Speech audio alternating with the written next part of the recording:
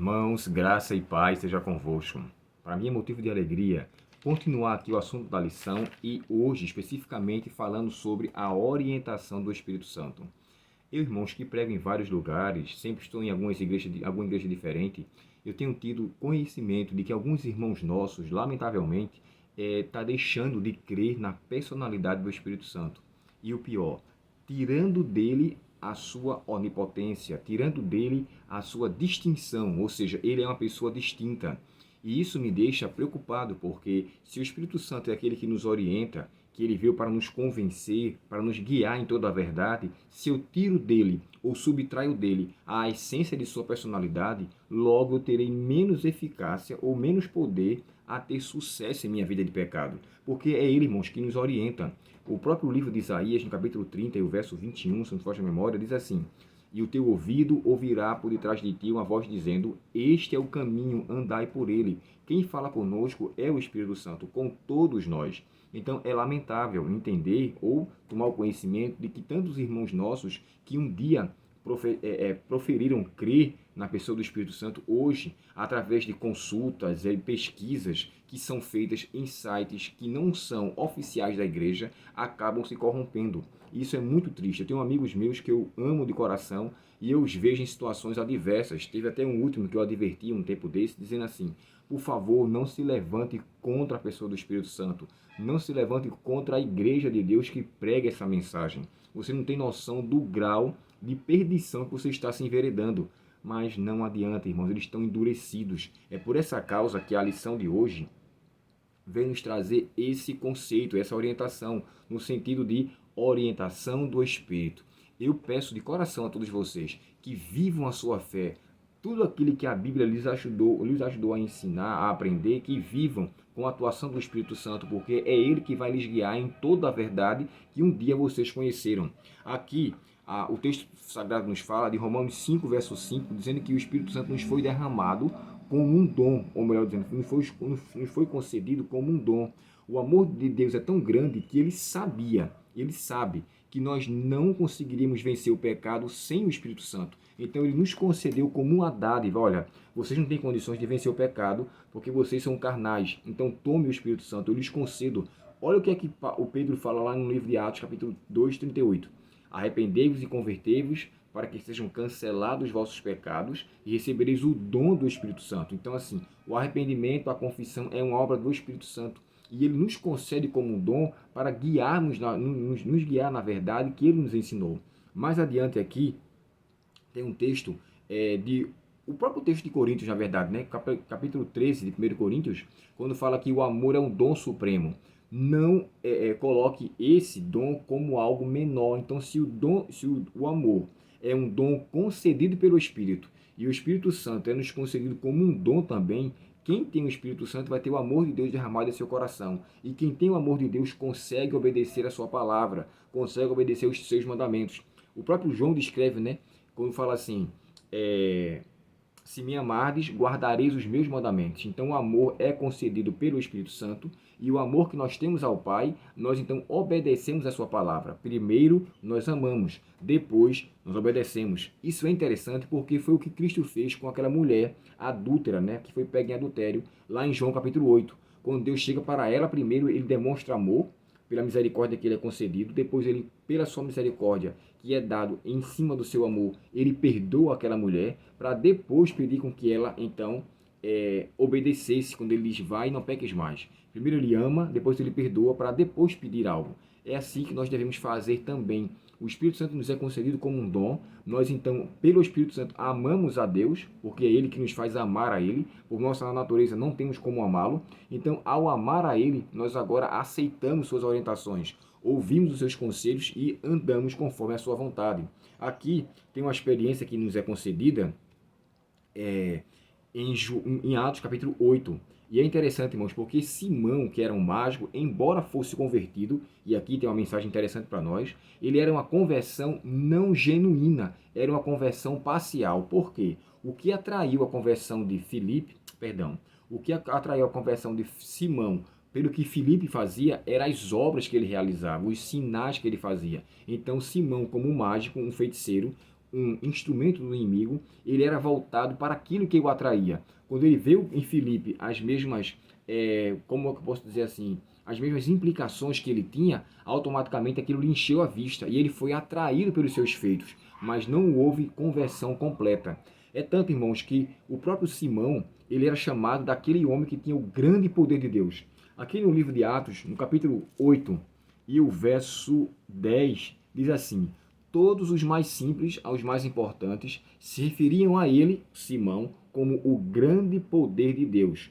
Ouviam-no com atenção, pois durante muito tempo ele os tinha deixado admirados com a sua magia. Há um comentário que chega a descrever que Simão foi para Samaria cerca de 6 a 7 anos antes de Cristo. Então, assim, no período que Cristo foi até Samaria, né? Então, assim, antes do evangelho chegar até lá, ele tinha, assim, como é que eu posso dizer assim, contaminado o povo. Porém, quando Filipe chega ali agora e começa a realizar os milagres e começa a fazer as curas, eles ficam então, irmãos, admirados. É interessante que Filipe, em cima desse assunto, impõe sobre ele as suas mãos. Ele recebe o Espírito Santo, os seus ouvintes, e quando eles recebem, o próprio Simão observa. E é provável, a gente não tem como descrever, porque a Bíblia não faz menção que tipo de manifestação foram aquelas que deu para perceber que eles tinham recebido o Espírito Santo. Há quem diga que tenha sido por questão do dom de língua, ou eles começaram agora a falar em outros idiomas, não só a linguagem samaritana, mas agora outras línguas. É uma possibilidade de crença, uma possibilidade de conceito em relação a essa questão.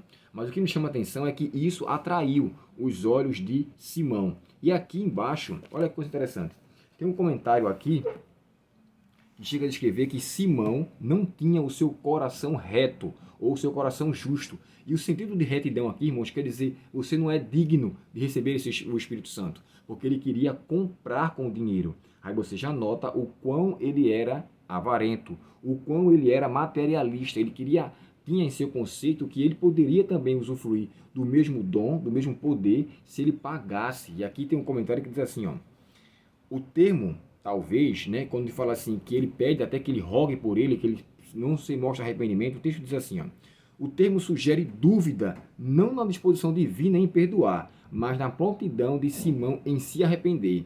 É possível que Pedro também pensasse que o erro de Simão se assemelhasse ao pecado imperdoável contra o Espírito Santo, ou seja, ele não só descreu da possibilidade de arrepender-se, quando ele pede a eles misericórdia para que ele possa se voltar, a história não relata, irmãos, depois o fim de Simão. Nós não temos até então, eu particularmente não tenho informação sobre o fim de Simão depois disso. Mas o que me chama a atenção é que Simão achava que aquele poder era um poder de barganha, ou um poder que poderia ser pago por dinheiro. Só recebe o Espírito Santo aqueles que têm um coração genuíno, aqueles que o recebem de bom grado e aqueles que aceitam seus conselhos todos os dias. É por essa causa que o termo da lição fala a orientação do Espírito. Você é orientado por ele. Sabe, irmãos, quando Cristo estiver bem perto de voltar e os 4 ventos forem soltos, aqueles que estão resistindo ao Espírito Santo hoje, dele será retirado. Aqueles que hoje escutam a sua voz receberão com mais poder um redobramento, como posso dizer assim, um dobramento da atuação do Espírito Santo. Hoje nós só temos gotas, mas chuvas clamamos a Deus da pessoa do Espírito Santo em nossa vida. Porém, eu só vou recebê-lo se eu for obediente à sua voz hoje. Se eu aceitá-lo a cada dia, se eu me submeter ao seu senhorio, ele permanecerá atuando e estará com mais força. Lembra do que o próprio Cristo falou, né?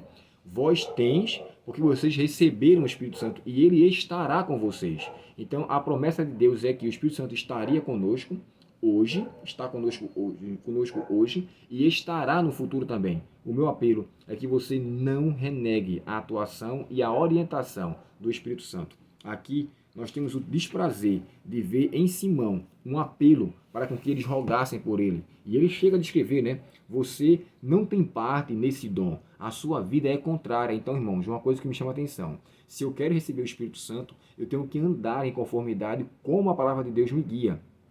Jamais em resistência a ele. Só abrindo aqui um parênteses para dizer para vocês. Se eu estou interessado em uma pessoa, estou falando agora de relacionamento, e essa pessoa com quem eu estou relacionado, interessado, ela não é cristã, ela não é adventista, ela não segue a mesma fé que eu não devo seguir o meu coração a ponto de pensar o seguinte, não, eu vou sabe, esperar em Deus uma resposta. Deus vai me ajudar. Irmãos, o Espírito Santo já me guiou a sua palavra, dizendo que não devo me prender em julgo desigual. O Espírito Santo jamais, nunca, em hipótese alguma, ele vai revelar algo para você que está contrário à Bíblia, ou fazer com que eu acredite em algo que ele já deixou revelado. Ele não se contradiz, ele não duela com aquilo que ele já deixou escrito. Então, se a Bíblia me tem revelado algo sobre o assunto, eu só tenho que acreditar e aceitar a sua vontade e nunca ir contra aquilo. Então, não espere uma revelação de Deus daquilo que a palavra dele já foi deixado revelado. Então, assim, nós somos guiados pela verdade, o próprio Cristo disse isso, né? E ele vos guiará em toda a verdade que ele inspirou. Se o Espírito Santo inspirou os santos profetas, ele não vai agora inspirar outras pessoas ou iluminar outras pessoas contrário ao que a Bíblia disse. Cega-se a erva e cai a sua flor, mas a palavra do Senhor permanece para sempre. Ela não é inviolável, ela não é destrutível, ela é indestrutível, ela é inviolável. O que vai acontecer, irmãos, é que o Espírito Santo vai me confirmar a verdade que ele já me revelou. Ou talvez, se eu não souber do texto ou algum assunto sobre a Bíblia está descrevendo, ele vai me revelar a Bíblia. Ele vai me guiar a Bíblia para que ela me guie em toda a verdade. Então eu apelo a você que não duele com a palavra de Deus, crendo em uma revelação, não estou esperando em Deus. Pelo quê? Está esperando por aquilo que ele já deixou revelado? Que aceite pela fé. O Espírito Santo irá nos habilitar a vivermos aquela vida de santidade que o céu almeja. Mas é Ele, por isso que eu apelo, receba a orientação do Espírito Santo e permita ser guiado por Ele, porque Ele nos guiará em toda a verdade. Oremos ao Senhor. Querido Pai Celestial, não permita, Senhor, com que nós venhamos resistir à Tua palavra, mas assim como o Senhor nos diz, hoje, se ouvirmos a Sua voz, não endurecemos o nosso coração. Que nós possamos ser sensíveis à voz do Espírito Santo. Nos ajuda a sermos orientados por Ele, porque essa, Senhor, essa é a cosmovisão bíblica sobre o nosso ser transformado unicamente pela pessoa do Espírito Santo. Dá-nos a Tua bênção, o Teu perdão e permanece conosco. Te pedimos por Jesus. Amém. Deus muito te abençoe, se inscreva, curta, compartilhe nossos vídeos e nos auxilie nessa obra tão grandiosa que é a obra de Deus nesta terra que nunca mais terminará. Continuaremos com a obra de Cristo em nosso ser para todo sempre. Não mais para a salvação, mas para a nossa santificação constante na Canaã celestial. Deus muito te abençoe e nos conceda um bom dia com a sua presença, em nome de Jesus.